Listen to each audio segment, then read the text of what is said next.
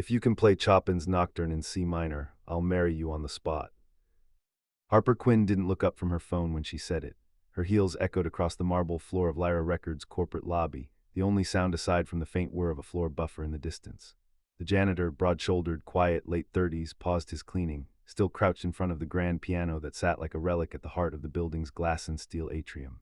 He was polishing its legs with a care that made it seem like a sacred artifact rather than office decor. She finally glanced up. "You hear me?" The man looked at her then. His eyes were a strange shade between gray and green, clear, unreadable. He stood slowly, one hand still resting lightly on the piano bench. "I heard you," he said, voice calm, "but that's not a piece you play because someone dares you." Harper arched an eyebrow. "So you do know the piece." He didn't answer, just returned to his work, folding the cloth in his palm with the same precision as if he were folding a flag. Harper studied him a moment longer, then gave a soft scoff and turned on her heel. "Didn't think so." She didn't know why she said it. Maybe it was the silence of another late night in the building she ran but didn't belong to. Maybe it was the absurd romance of the polished piano gleaming under pendant lights no one ever noticed. Or maybe it was the way the janitor had looked at the piano, not as an object to be climbed, but as something remembered. Either way, the moment was over. She stepped into the elevator, swiped her badge, and disappeared into the belly of her kingdom. By the time Elliot Reed finished wiping the last fingerprint from the black lacquered lid, the building had gone completely still. He looked around once, then slid onto the bench. His fingers hovered over the keys, not pressing, just resting, as if trying to recall where they'd last belonged. He didn't play. He just sat there, eyes closed, listening to the silence. A silence shaped like memories he hadn't touched in years. The next morning, Harper's assistant handed her a report and a coffee and launched into a rundown of the day's agenda. But Harper wasn't listening. Her eyes were drawn across the glass to the piano in the lobby, where a faint smudge on the lid, impossibly faint, caught the light. She remembered his hand resting there, the stillness in his eyes. "Jennifer," she said, interrupting her assistant mid-sentence. "Who's the overnight janitor?" Jennifer blinked. Elliot Reed works third shift, started 6 months ago. Why?" Harper didn't answer. She just stared at the piano a second longer, then turned to her schedule like nothing had happened. That night, Harper returned to her office long after the others had gone. The building slept. She didn't. Deadlines, investor calls, an upcoming gala featuring a string quartet she didn't even care for. She shut her laptop and headed downstairs. Something about the silence pulled her toward the lobby. The lights were dimmed, casting the piano in a soft halo, and there he was, Elliot, kneeling again, polishing the brass pedals. She cleared her throat. "I owe you an apology."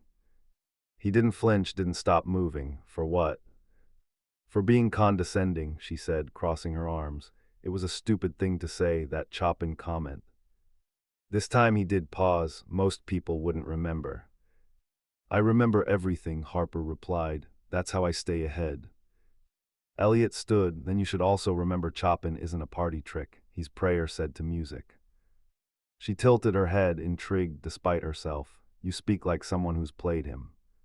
He gave a small, cryptic smile. "I've played a lot of things, doesn't mean I still do." "Why not?" "Because some things stop belonging to you when you stop needing them to survive." Harper was quiet, then. "That sounds like something a man says when he's lost more than he expected to." Elliot looked at her long and hard, then he nodded once. "Good night, Miss Quinn." He turned to leave. "Wait." He stopped. She walked to the piano, ran her hand along its edge. "Do me a favor. Next time I say something reckless, call me out." "Do you say reckless things often?" "Only when I feel something I don't understand." Elliot's gaze softened. "You understood more than you think. You just didn't know how to say it." Upstairs, the security cameras quietly recorded the empty lobby after both had gone, but no one noticed the slight shift in energy around the piano. The next morning, the cleaning crew found a folded paper resting gently on the music stand. No name, just a fragment of music. 4 bars handwritten, half a melody, a beginning, like someone had just remembered how. The applause was supposed to feel like triumph. Instead, it was a dull roar in Harper Quinn's ears, echoing like a storm trapped inside a cathedral.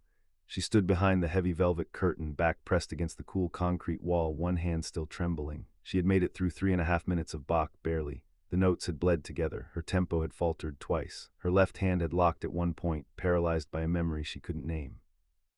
And though the crowd clapped politely, she could feel their confusion. Why is she up there? Was that intentional? Is she okay?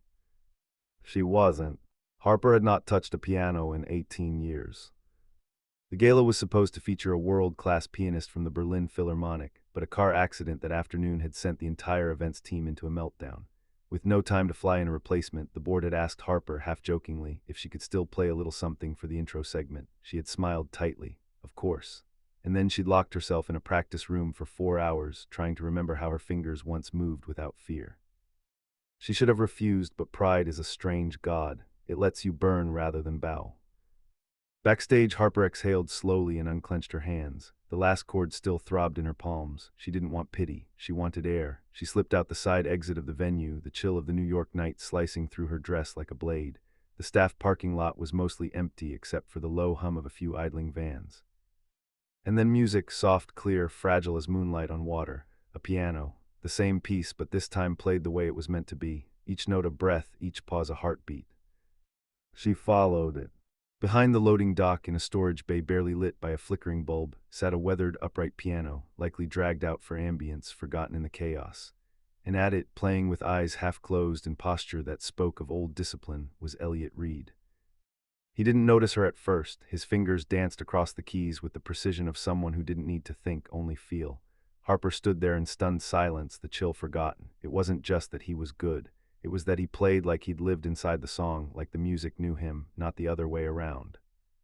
Finally, he glanced up and saw her. The last chord faded into the shadows.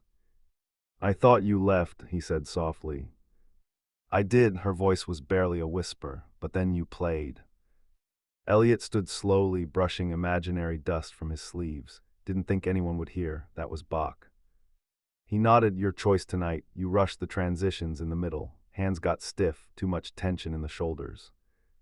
Harper crossed her arms. "You were listening. You were shouting, Miss Quinn, not playing." The words stung not because they were cruel, but because they were true. She took a breath. "How did you know the piece?" He didn't answer right away. Then, "I played it once, for someone who mattered a long time ago." A beat, Harper stepped forward, her voice quieter now. "You're not just a janitor, are you?" "No more than you're just a CEO," he replied. "We all hide in uniforms."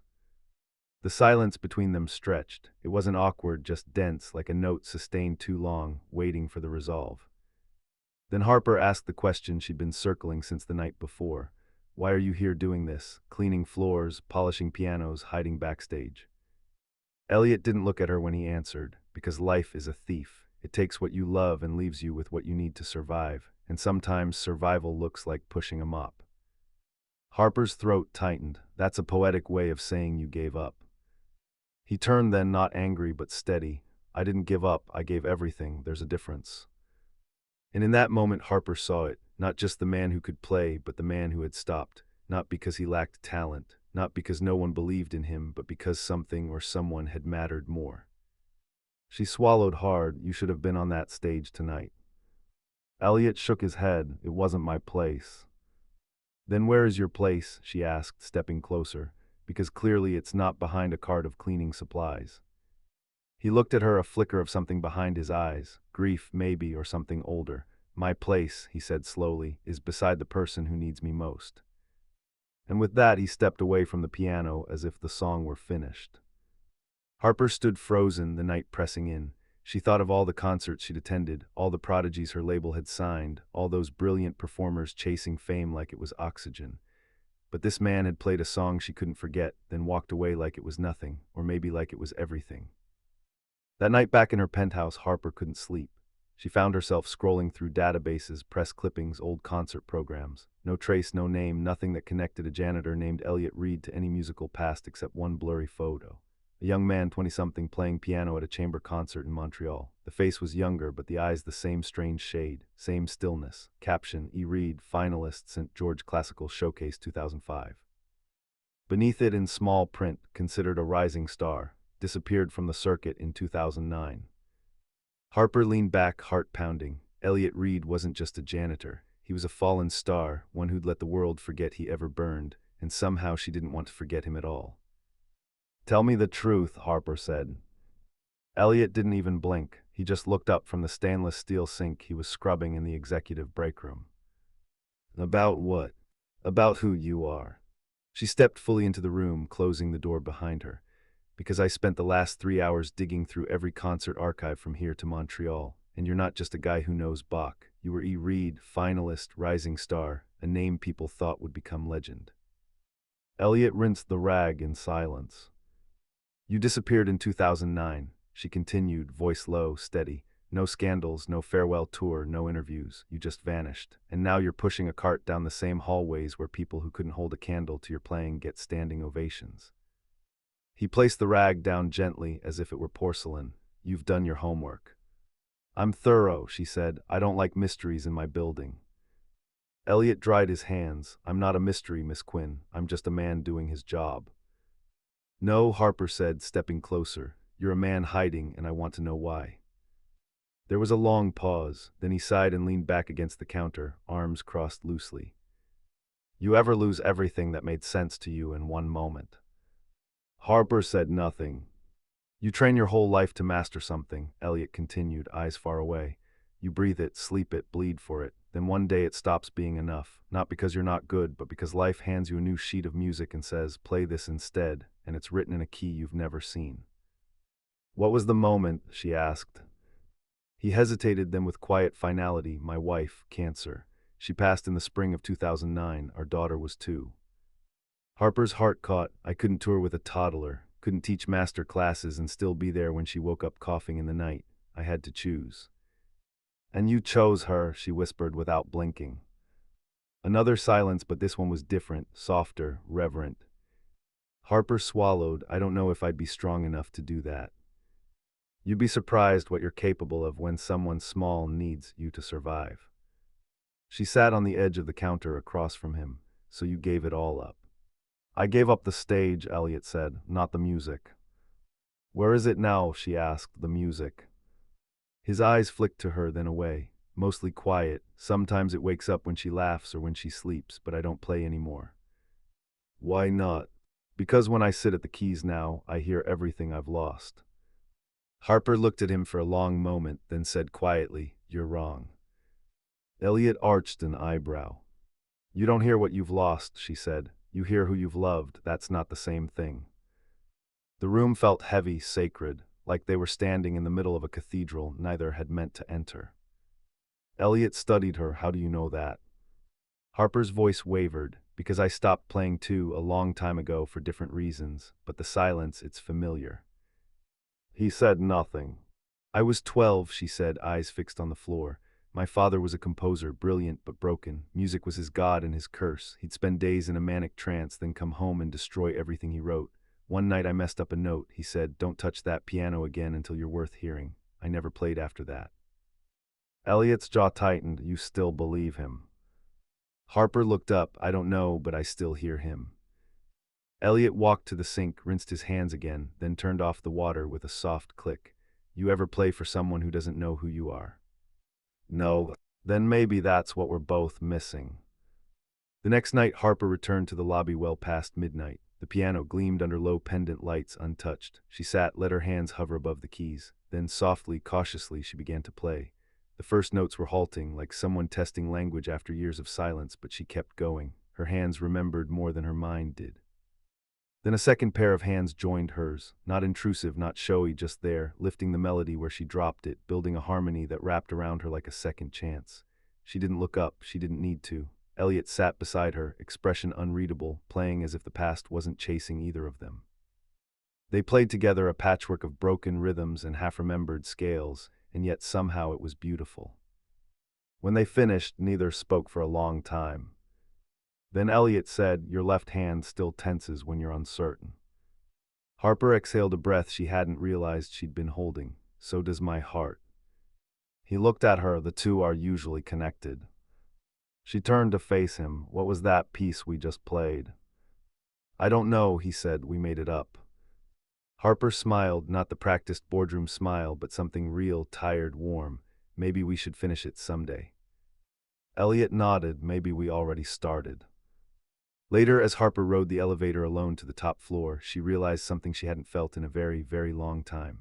Hope. It didn't feel loud or grand, just like a key gently turning inside a door she hadn't touched in years. And somewhere beneath it all, buried deep in the echoes of Chopin and Bach and her father's voice, she heard a different melody. one that didn't belong to loss, one that might just belong to her. The first thing Harper noticed was that his apartment didn't look like it belonged to a janitor. It wasn't expensive or large or particularly stylish, but it was lived in warmly. Every surface was clean. A worn couch sat beneath a wall covered in framed sheet music, and a second-hand bookshelf sagged with classical scores and children's books. The faint scent of cinnamon lingered in the air, and somewhere in the back a tea kettle was beginning to whistle. But the centerpiece of the small living room was a piano, upright, modest, but well cared for, tucked beneath a window where the sunlight fell like a curtain of gold. Harper hadn't meant to come inside. She just walked Elliot home after an impromptu dinner, burgers, nothing fancy, but Luna had tugged on her hand and said, "Come see my music wall." And before Harper could say no, she was in. Now she stood frozen, her eyes locked on the piano. "That's where it started," Elliot said quietly, stepping past her with 2 mugs of tea. Luna took her first steps toward that bench. I was practicing Chopin. She let go of the coffee table and walked straight to the music.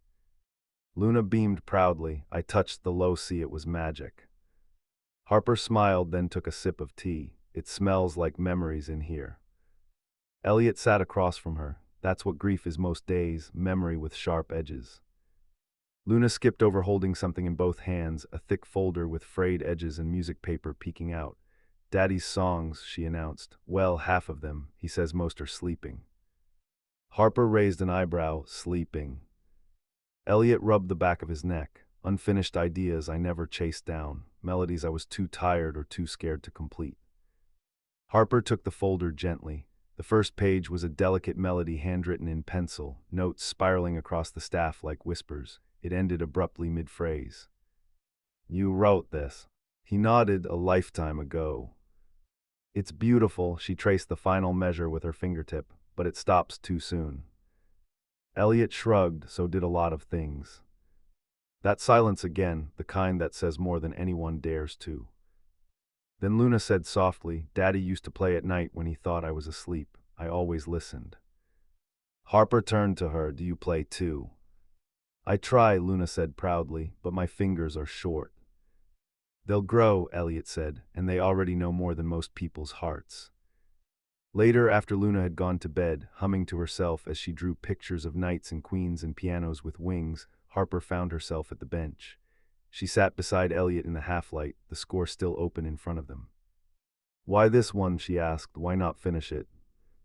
He was quiet for a long time. "Because I wrote it for someone I never got to say goodbye to," he finally said, and finishing it felt final, like she'd really be gone. Harper didn't ask who. She didn't need to. She placed her hand on the keys, tentative, careful. "I think," she said slowly, "some songs aren't meant to be endings. They're meant to be open doors."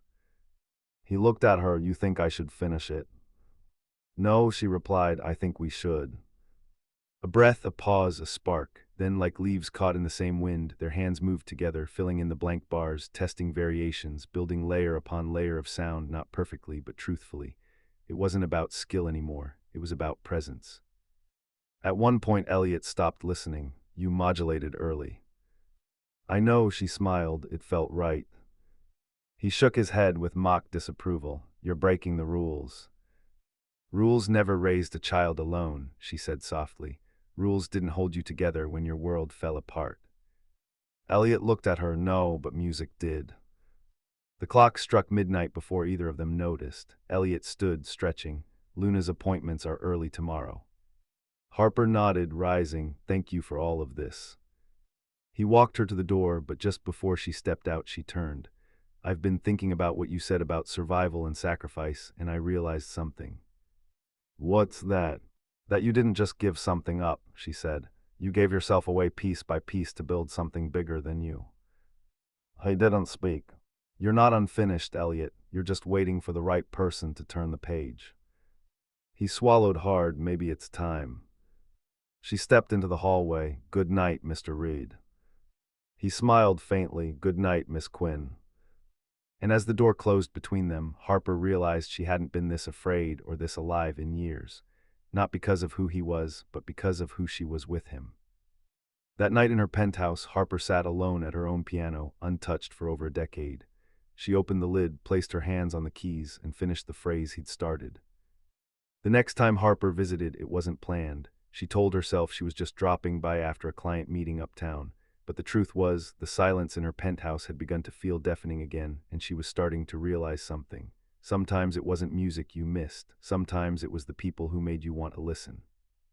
When Elliot opened the door, Luna barreled into Harper with an enthusiastic hug, nearly knocking her purse sideways.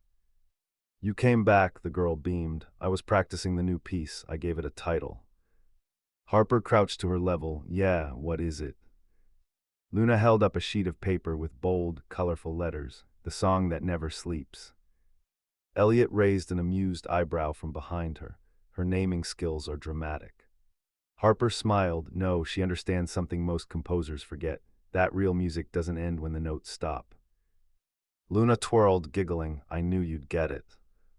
They gathered around the piano again, this time in daylight. Harper noticed Luna sitting with surprising posture, fingers resting lightly on the keys.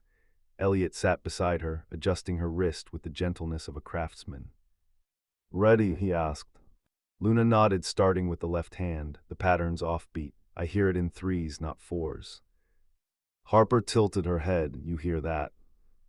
Luna gave a modest shrug. "It's just there if you listen with your eyes closed."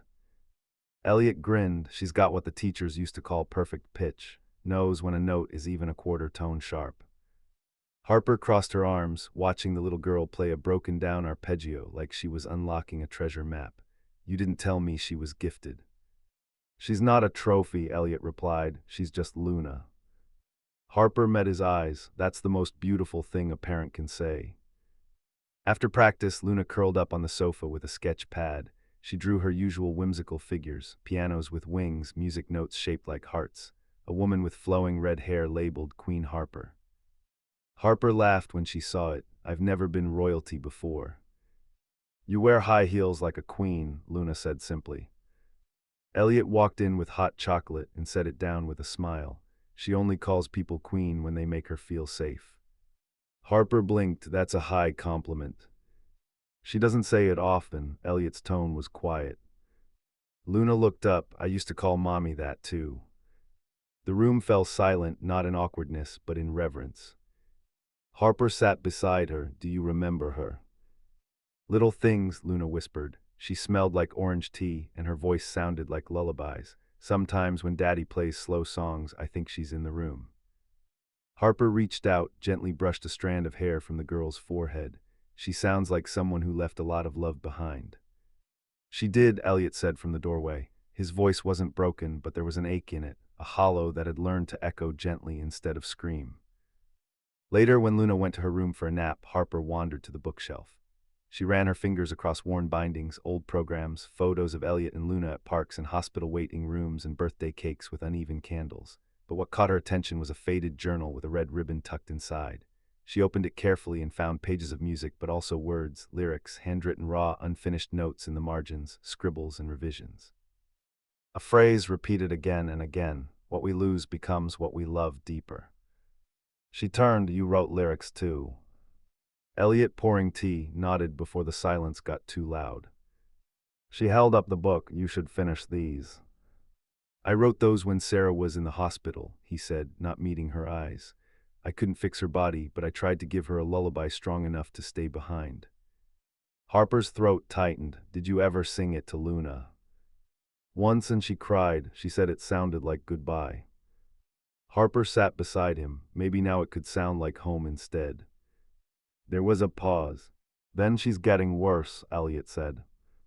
Harper stilled. "More attacks lately, shorter breath, her color fades faster. Her doctors are talking about options, but you can't afford them." "I can't afford to hope, Harper. That's the cost that scares me most." She looked at him, and for once her business instincts didn't leap to solutions. She didn't offer a check or a referral or a private jet. She said, "Then let me sit with you in the middle of that fear. You shouldn't have to carry this alone." Elliot's jaw clenched. "I'm not used to people standing still when things get hard." "Then I'll be the first," she whispered. That night, as Harper was about to leave, Luna stirred from her nap. Harper knelt beside her, whispering, "Do you want me to tuck you back in?" Luna nodded, sleepy-eyed. As Harper pulled the blanket over her, Luna reached for her hand and said, "Can you play that half-finished song again tomorrow, the one Daddy started?" Harper smiled, of course. Luna's voice was soft, drowsy. I think that song is helping Daddy come back to life. Harper's heart twisted. I think it's helping me too, she whispered. When Harper left that evening, she didn't take the elevator to her penthouse and pour herself a glass of wine. She went home, sat at her piano, and opened a blank page. She wrote the first line of a new melody, and beneath it, in cursive, for the girl with the perfect ear and the father learning to listen again. It started as a whisper, a link shared in a group chat, a grainy clip sent between interns, then a wildfire. By noon, the video had made its way to every floor of Lyra Records, from the cramped cubicles of accounting to the gleaming windows of the executive suite. The caption read, "When the janitor plays a duet with the CEO and the piano remembers." And just beneath the caption, 3 unspoken words echoed through every comment: music, love, fire. And a final stinger: is this romance or resignation waiting to happen? Harper Quinn stood in her office, the screen frozen mid-frame. The video was 38 seconds long. In it, she sat beside Elliot at the lobby's grand piano, her hands drifting over the keys as he layered a soft harmony underneath. Their eyes met briefly. There was no sound but the music, no words, just connection. The camera had been angled through the glass wall of the security booth. Unsteady, zoomed-in amateur, yet the intimacy was undeniable. Jennifer, her assistant, stood beside her like a soldier in a storm. It's circulating through internal Slack, social media. Even Reddit has a thread. "I'm sorry, Harper. Someone must have leaked it from the overnight footage. The security team's investigating." Harper exhaled slowly. How many views? Over 200,000 just from private shares. The algorithm picked it up this morning. And comments. Jennifer hesitated. They're mixed. Some are supportive. Most are speculating. Office gossip, power dynamics. You know how these things go. Harper turned away from the screen. Do the board members know?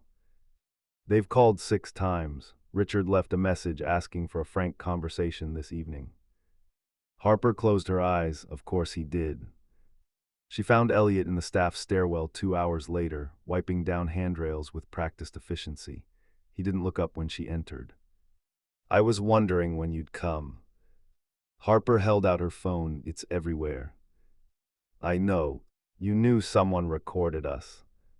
"I found out this morning. Someone in payroll winked at me and said, 'Nice duet, maestro.' I thought he was having a stroke." Harper didn't smile. "This isn't funny." "No, it's not." She stepped closer, her voice low.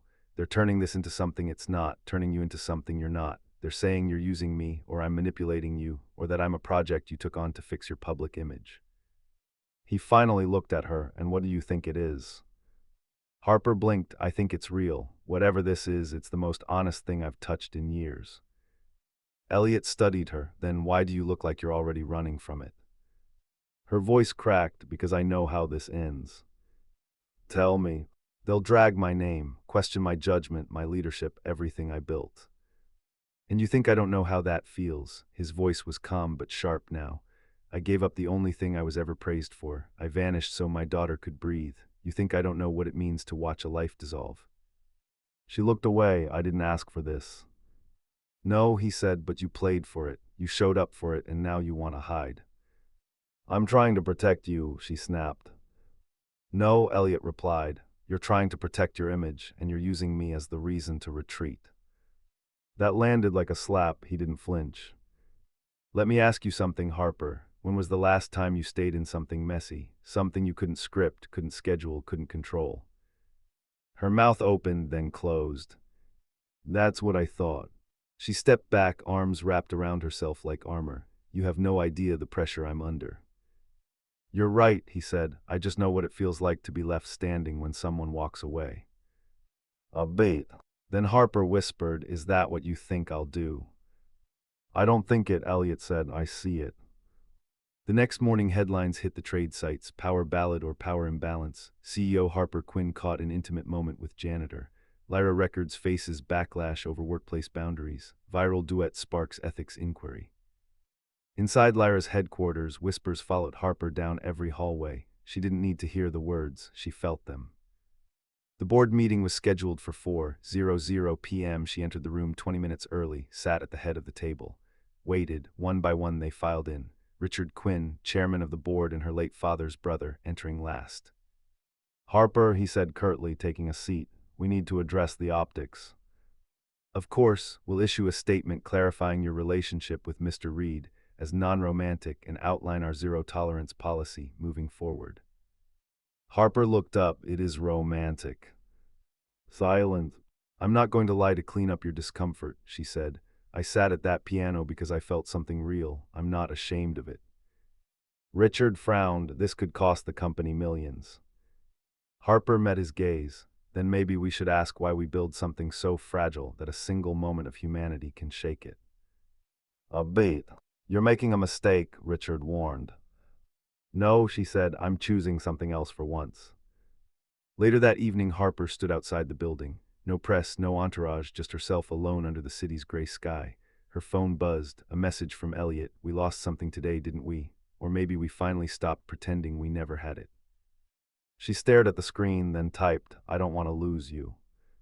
His reply came quickly, then don't. But it wasn't that simple, because when she knocked on his apartment door the next night, there was no answer. A neighbor said he'd packed a bag, something about a trip to the hospital. Harper's chest tightened, and for the first time in years, the woman who'd built an empire ran. The hallway smelled like antiseptic and old fear. Harper hated hospitals, the flickering lights, the mechanical hush, the way people whispered like the air itself might break under pressure. She found Elliot in the pediatric wing, room 312. The door was cracked. She paused before pushing it open. Inside, Elliot sat beside Luna's bed, one hand wrapped tightly around hers, the other covering his eyes. His shoulders rose and fell in shallow, shaky rhythm. Luna was pale, too pale. Oxygen tubes framed her face. The heart monitor beeped steadily, but softer than it should. A stuffed bear sat tucked under her arm. Harper stepped in quietly. Elliot. He looked up. His face was hollowed, raw. How did you know? Your neighbor, she said gently. You didn't answer my text. He blinked like he'd forgotten what a phone was. Sorry. She approached the bed, eyes on the little girl. How is she? Critical, he whispered. Attack hit harder than usual. Oxygen dropped fast. They had to intubate her before I could even process what was happening. Harper's heart clenched. Is she awake? She was, he said. She kept asking for the song, the one we were writing together. His voice cracked. I couldn't finish it, he whispered. I promised I would, but I couldn't. Harper took his hand. Then we'll finish it now. He looked at her, tears brimming but not falling. You think she'll hear us? I think love travels, Harper said, even through glass and wires and beeping machines, especially then. They sat at Luna's bedside side by side. No piano, no keys, just two hands tapping the rhythm softly on her blanket. One melody, one harmony, half whispers of a lullaby still being born. And when Elliot finally sang, voice quiet, rusty from years of silence, Harper sang with him. The sky is dark, but not for long. The stars still hum while you sleep, my light. I will stay to play the dawn into your day. Luna didn't open her eyes, but her small fingers twitched just slightly. Harper felt it, the tiniest press against her palm. She heard, Harper said, voice breaking into a smile. She always does. A few hours later, the doctor entered, expression measured but kind. Her vitals are stabilizing, he said. The medication is helping, but this isn't sustainable long-term. She'll need more advanced treatment, a specialist team, likely out of state. Elliot stood. How long do we have? A few weeks, maybe less if another episode hits before her system recovers. You should prepare. The door closed. Silence swallowed the room again. Elliot leaned against the wall. I can't afford Boston. I can't even afford a second ER visit. Harper stepped forward. Then let me help. I can't ask you for that. You didn't ask, she said. I'm offering. He looked at her, pain flickering in every line of his face. Do you know what it feels like to have your dignity measured in invoices? She reached up, touched his cheek. Do you know what it feels like to have money and still feel useless? That stopped him. I've sat in boardrooms making million-dollar decisions while my soul begged for something real, she whispered. Don't rob me of the chance to finally give something that matters. A bait. Then Elliot pulled her into a fierce, silent embrace. Not romantic, not restrained, just human. Two people holding each other at the edges of fear. The next day, Harper cleared her schedule, called every contact she had in pediatric cardiology, donated anonymously to the hospital foundation to fast-track Luna's transfer. But she didn't just write checks. She sat beside Luna, told her stories, brought coloring books and noise-canceling headphones, read her music notes like fairy tales, and slowly room 312 stopped smelling like fear. It began to smell like hope. 3 days later, Luna was approved for transport. The specialist team in Boston would take her in within the week. Harper returned to Lyra Records that evening to sign a final document transferring her voting power. The board had forced her out. They called it a mutually agreed transition. She called it the price of honesty. As she packed her office, Jennifer entered quietly. "You don't have to go like this." "Yes, I do," Harper said. "They built this tower without room for people like Elliot or Luna or even me, honestly." Jennifer hesitated, then handed her a folder. "These came in the mail today, fan letters from people who watched the video. They weren't mocking, they were moved. They said you made them feel again." Harper smiled softly. "Then maybe I finally did something worth the noise." She left the building that night with a box under one arm and Elliot's old composition folder under the other. The next time she saw him, they were standing outside the car that would take Luna to Boston. Luna looked stronger, still small, still fighting, but her eyes were bright, her smile steady. "Miss Harper," she said, tugging on her sleeve, "will you come visit me after I get my new heart?" Harper knelt. "I'll be there the day it starts to beat." Luna lined in and whispered, "Bring the music." Elliot stood by watching it all, his eyes moist but his posture proud. "Thank you," he said quietly. "You're welcome," she replied, "but I didn't save her. You did every day. You showed up when it was hard. That's what love looks like." He looked at her, really looked. "You saved me." They stood there for a long time after the car pulled away. No rush, no words, just music humming between them without sound. That night Harper sat at her piano alone. She pulled out a blank sheet. At the top she wrote, "Finale, the song that never sleeps," and below it, "For the girl who fought to breathe and the man who never stopped listening." The room was colder than she remembered. The boardroom table, 42 feet of walnut and polished ego, sat like a monument to control. Around it the faces were familiar but colder now, tightened by discomfort and whispers of scandal. Harper sat alone at the head, back straight, fingers interlaced, not as a CEO but as a woman who had already let go. She had worn navy. No jewelry, no makeup, no mask, because this wasn't a negotiation, it was a reckoning. Richard Quinn cleared his throat first, seated across from her like a judge at sentencing. "The optics haven't improved," he began. "Despite your efforts to stay quiet, the narrative has taken on a life of its own." "I'm aware," Harper said calmly. He nodded toward a legal packet on the table.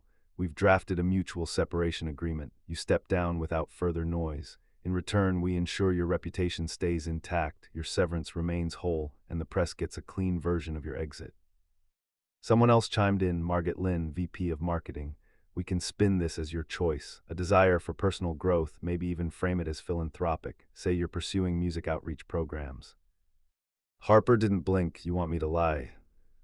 "We want to protect the company," Richard corrected, "and frankly to protect you." Harper leaned forward. "You want me to erase the truth because it makes you uncomfortable, because I did something human in a place built for machines, because I sat at a piano and felt something real in front of someone who wasn't wearing a suit." Margaret's voice sharpened. "You're not being asked to apologize for feelings. You're being asked to take responsibility for the risk you introduced." "There's no risk in loving people," Harper said, voice cutting clean through the room. "The risk is in pretending you don't." Silence. Richard closed the folder with a snap. "Then let's stop pretending. If you reject this agreement, we'll proceed with a vote of no confidence. You'll be removed with cause. That affects not just your severance but your legacy." Harper exhaled slowly. "I've carried this company through lawsuits, market crashes, and artist meltdowns. I've worked 18-hour days for years, built brands that outsold expectations, mentored interns who became vice presidents, and now you want me gone because I loved someone you didn't see coming." Her voice lowered. "Let me ask you something, Richard. When did we become so afraid of grace?" He flinched. Margaret looked away. Harper stood. "I'm not going to sign your lie, and I'm not going to beg to stay. If being human costs me my seat at this table, then I'll build a better one. Somewhere people like Elliot Reed don't have to disappear to survive. Somewhere music still matters." She reached into her bag and placed a small envelope in front of Richard. "What's this?" he asked. "A personal donation to the Lyra Foundation," Harper said, "to fund music education for underprivileged kids. Name it after whoever you want, but don't let it go to waste." Then she turned to the rest of the room.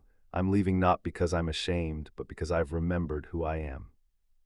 No one moved as she walked out. She didn't take her name plate, didn't say goodbye. because some endings don't need punctuation, only purpose. She stood outside the building for a long while, watching her reflection in the mirrored glass. It looked nothing like the woman who'd first entered this tower 10 years ago. That woman had been hungry, ambitious, brilliant, and lonely. This one was awake. And as she stepped onto the sidewalk into the afternoon light, Harper Quinn didn't feel like she was falling. She felt like she was returning. That night she found Elliot sitting on a park bench just past the hospital gardens, headphones around his neck, eyes on the horizon. She didn't speak right away, just sat beside him. After a while he said, "You're not wearing the armor today." "I left it in a boardroom downtown," she replied. He glanced at her. "What happened?" "I resigned." A long pause. Then he said, "They'll regret it." "No," Harper said, "but I won't." He looked at her fully now. "You're different." "I remembered something," she said, "that the title next to your name means nothing if it costs you the music inside you." Elliot turned away. His voice when it came was low. "I didn't want to be the reason you lost everything." "You weren't," Harper replied. "You were the reason I found it." He went still. "I watched you fight for your daughter," she continued. "Heard you play music you hadn't touched in years, saw you rebuild your soul note by note, and somewhere in that I realized I wanted to play again too, not just piano, life." A breeze passed between them. Then Elliot said quietly, "She's going to Boston tomorrow." "I know she's scared." "So are we," Harper said, "but we do it anyway. That's what love does." He finally smiled. "You really quit." "Not quit," she said, "graduated." He laughed, and it felt like the first true exhale either of them had taken in weeks.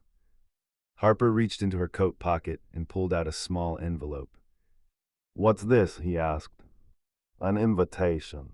Elliot opened it. Inside, a handwritten card, a celebration of new beginnings featuring Elliot Reed live at Lincoln Chapel, one night only, proceeds to benefit the Luna Fund for Pediatric Music Therapy. He stared at it, stunned. "Harper, I haven't played for an audience in years." She met his eyes, then let them meet you. He held the card like it was fragile, sacred. "Why me?" "Because people need to hear what healing sounds like." Elliot swallowed hard. "What if I fail?" She reached for his hand. "Then fail in front of people who love you. That's the safest kind." They sat in silence after that, but it wasn't empty. It was filled with promise. And as the sun dipped low, Elliot whispered, "Do you think she'll be okay?" Harper squeezed his hand. "I think she's got the strongest heart I've ever met, and it's just waiting for a melody worth growing into." The apartment was quiet, too quiet for a Saturday morning. Elliot stood in the doorway of his tiny kitchen, staring at the folded piece of paper Luna had left on the counter. It wasn't her usual scribble on napkins or crayon trails across cereal boxes. This was different. It was a letter, carefully folded, addressed in shaky block letters, to Daddy from Luna, but serious this time. His hands trembled slightly as he opened it. "Dear Daddy, if I don't wake up after Boston, don't be sad. I know I was your song, but you're mine too. So if I can't finish our song, I want you to promise. Promise you'll play it for me one day. Not alone, but in front of people, like Mommy used to say, where love can echo. Tell Miss Harper thank you for finding your music, and tell her I think she's pretty even when she's mad. P.S. I put something under the piano. It's for when you're ready. I love you more than marshmallows. Love, Luna, the bravest girl you ever met." Elliot sat down, the letter still in his hand, the air thick around him. His eyes drifted to the corner of the living room where his upright piano stood, dusty and long silent but never unloved. He knelt beside it, pulled at the warped wood panel beneath the keys. Inside, tucked carefully in a jewelry box that used to belong to her mother, was a single brass key and a sticky note. "Use this when you feel like being loud again." A heart, a doodle of him at a piano, and a smiley sun drawn over the word loud. Elliot laughed through his tears. That key wasn't just a key. It was the spare to the chapel. The Lincoln Chapel was more rumor than venue, a tucked-away hall at the edge of the city park, once a sanctuary for lost souls and music students who couldn't afford Carnegie. It had been closed for years, then quietly reopened by a nonprofit Harper had quietly funded under a different name. When Elliot arrived, he expected the space to be empty, but when he stepped inside, the air carried something waiting. The grand piano stood at center stage, its surface still gleaming despite the age of the room. But what stopped him wasn't the piano, it was the letter sitting on its bench. He recognized the handwriting before he even opened it.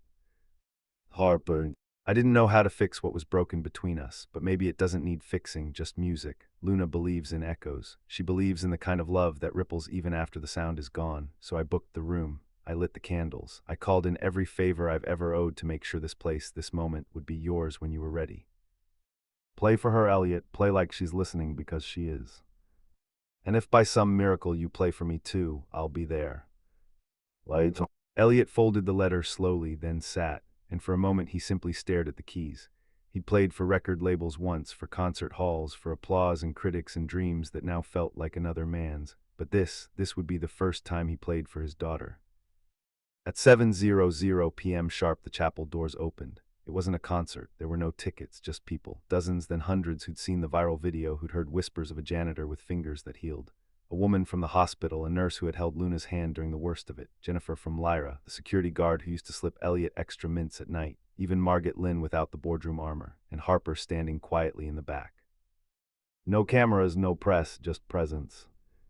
Elliot didn't speak when he stepped on stage. He didn't need to. Because when his fingers touched the keys, the room exhaled, and the music that poured from him wasn't polished, wasn't perfect, but it was pure. The song didn't have a name, it never needed one, but it carried every moment he'd lived. The hospital nights, the mop and bucket, the day Luna said her first word, the silence after his wife died, the look in Harper's eyes when she said, "You were the reason I found it." The room wept not from sadness, but from truth. Midway through, Harper moved to the front row. She didn't cry, she listened. And Elliot, without looking up, whispered through the music, "This is for you too." When the final note faded, the room didn't applaud. It just stood still, as if no one wanted to disturb the holiness of that silence. Then, one by one, people placed small candles at the base of the stage, dozens of flickering lights, each one an echo, each one Luna. Later, Harper sat beside Elliot on the empty stage. "Do you think she heard it?" he asked. Harper took his hand. "I think she was the one playing it through you." He nodded slowly. "I didn't think I had anything left." She leaned her head gently to his shoulder. "Turns out," she whispered, "you were never empty, just waiting." "Daddy," Luna whispered, "can you play it again, the song from the candles?" Elliot looked up from her bedside, startled. She was awake. For the first time in days, her voice wasn't slurred by medication or swallowed by fatigue. Her eyes, still ringed in pale shadows, were clear and full of something he hadn't seen since she first fell ill. Hope. He stood, his chair scraping against the hospital floor, but he didn't care. "Luna," he breathed, gripping her hand like it was a lifeline. She smiled faintly. "It was loud in my dreams and warm." Elliot bent down, kissed her forehead, and for once didn't have to hide his tears. "You heard it." "I think I was it," she murmured. Across the room, Harper leaned against the wall, watching them, her arms folded, eyes rimmed red from emotion and sleeplessness. "She woke up an hour after your performance," she said quietly. "The nurse said it was like her heart remembered how to fight." Elliot turned to Harper, his voice trembling. "I don't know what to say." "Then don't," she said gently. "Just stay here with her." That night, Luna stayed awake longer than she had in months. She sipped broth, played gently with a teddy bear, and even convinced a nurse to let her color with a clipboard in bed. And all the while, Elliot stayed beside her, humming that same unfinished lullaby. At one point, Luna looked up and said, "You didn't quit, Daddy." He blinked. "Quit what?" "Music, life, me." He was silent for a moment, then he said, "I thought I did, but I was wrong." She grinned sleepily. Miss Harper was right. Love echoes even in silence.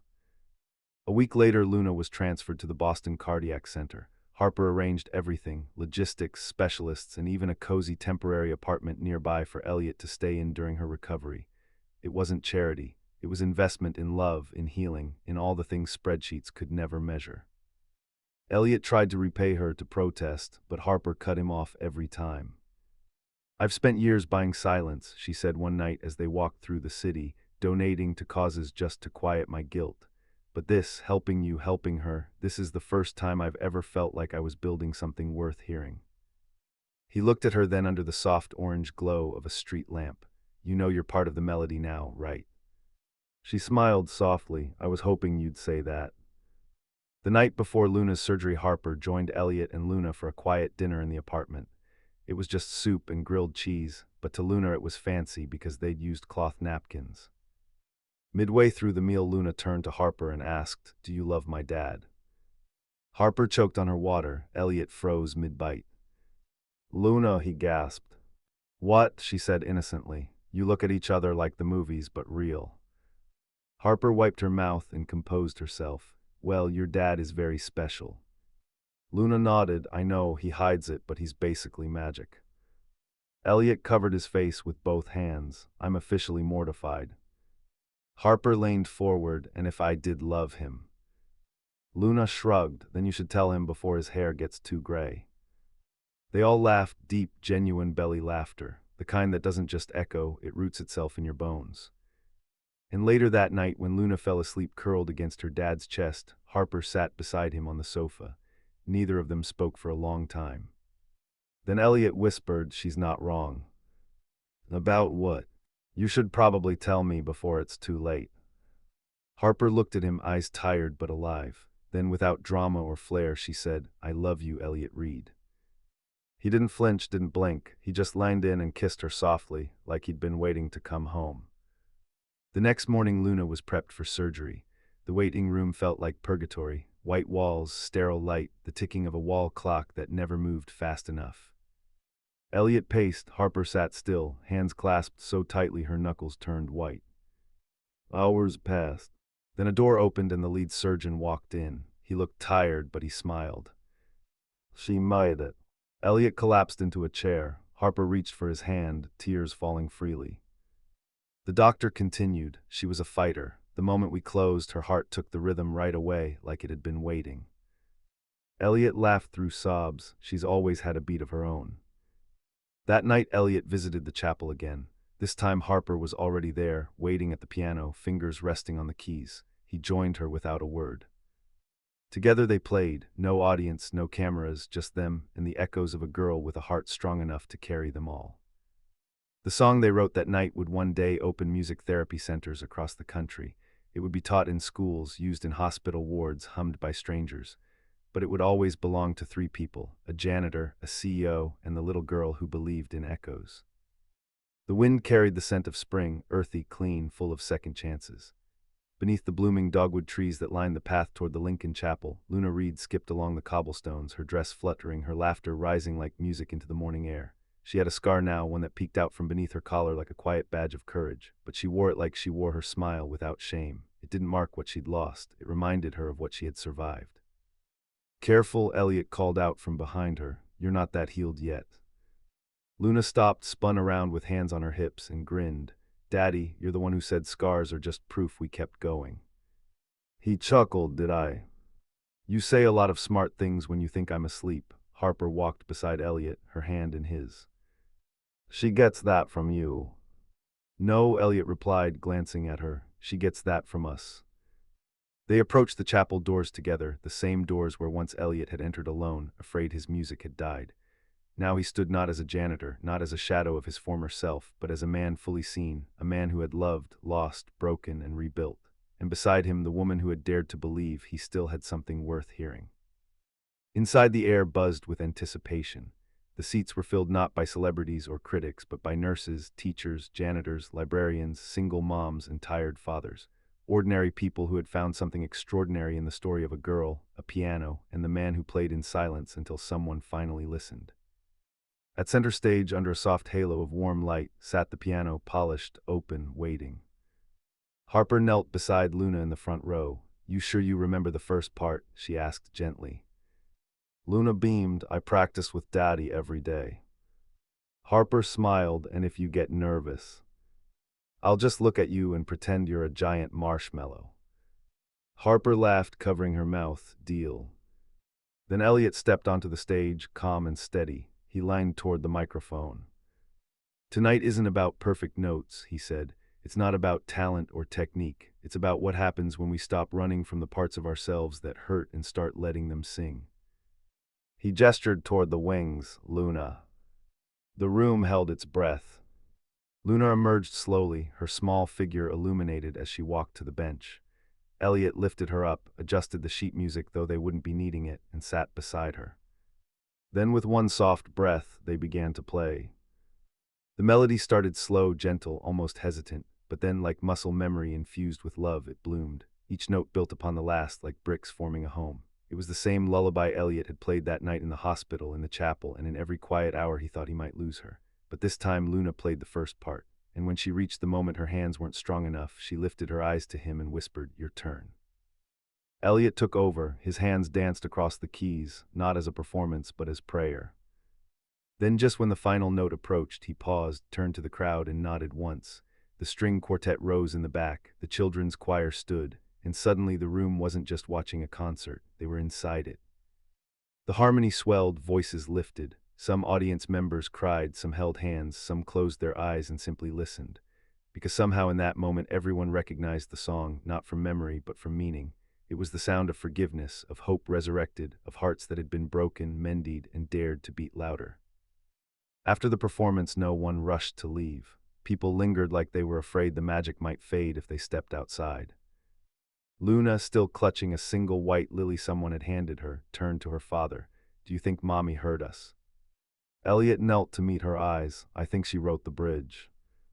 Outside, Harper leaned against the chapel doors, watching Elliot with a soft, full gaze. When he finally reached her, she didn't speak. She just touched the corner of his mouth where a tear had dried. "I knew your silence wasn't empty," she whispered. He reached for her hand, brought it to his heart. "You filled it." She tilted her head. "So what happens now?" Elliot looked around, the chapel, the trees, the people still humming the melody. "I think we keep playing." In the weeks that followed, Elliot launched a foundation in Luna's name, the song that never ends. Its mission: to bring music therapy into underfunded hospitals, schools, and community centers across the country. Harper left the boardroom behind. She joined the foundation not as a CEO, but as a co-founder, a pianist, and someone who had finally remembered what real power sounded like. They didn't chase fame or money or applause.